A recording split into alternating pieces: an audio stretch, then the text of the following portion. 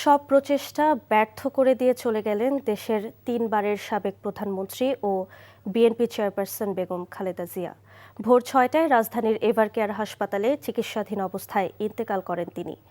ইন্না লিল্লাহি ওয়া ইন্না ইলাইহি রাজিউন। সকালে হাসপাতালে খালেদা জিয়ার ব্যক্তিগত চিকিৎসক ডক্টর AZM জাহিদ হোসেন ব্রিফিংয়ে এই তথ্য নিশ্চিত করেন। তার মৃত্যুতে ৭ দিনের শোক কর্মসূচি ঘোষণা করেছে তার দল বিএনপি। বিস্তারিত। হাসপাতালে চিকিৎসাধীন ছিলেন বিএনপি চেয়ারপারসন বেগম খালেদা জিয়া। অবশেষে চলেই গেলেন তিনি। দলের ভেরিফাইড ফেসবুক পেজে জানানো হয়, সকাল ৬টায় ফজরের ঠিক পরেই মারা যান বেগম খালেদা জিয়া।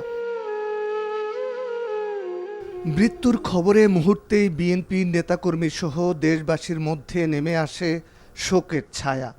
দলের মহাসচিব মির্জা ফখরুল ইসলাম আলমগীর সহ শীর্ষ নেতৃবৃন্দ ছুটে যান এভারকেয়ার হাসপাতালে। সেখানে দলের স্থায়ী কমিটির সদস্য ও খালেদা জিয়ার ব্যক্তিগত চিকিৎসক সংবাদ সম্মেলন করে মৃত্যুর আনুষ্ঠানিক ঘোষণা দেন। ভোর ৬টায় ৩০শে ডিসেম্বর ওনার মৃত্যু ক্লিনিক্যালি ডেথ ঘোষণা করেছিলাম। আপনাদের মাধ্যমে দেশবাসীর কাছে ওনার দোয়া চাই, আপনারা দোয়া করবেন উনি যেন বেহেশতবাসী হন।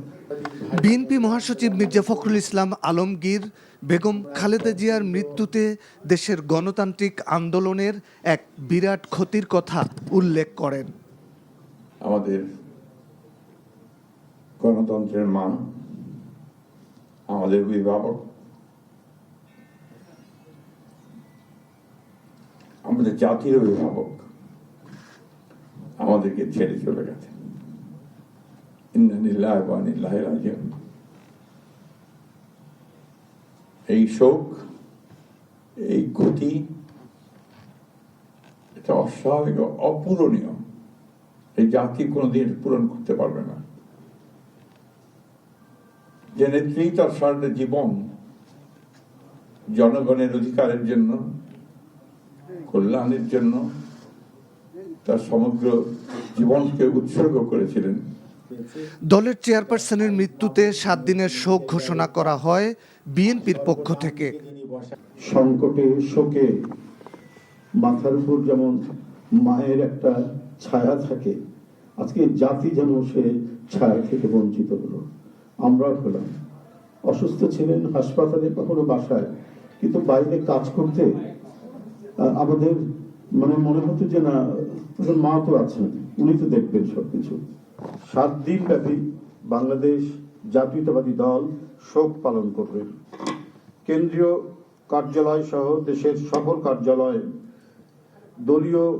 সকল দলীয় কার্যালয়ে ৭ দিন ব্যাপী কালো পতাকা উত্তোলন করা হবে। জানাজা ও দাফনের বিষয়ে পরে দলীয় সিদ্ধান্ত জানানো হবে বলে জানান রিজভী আহমেদ।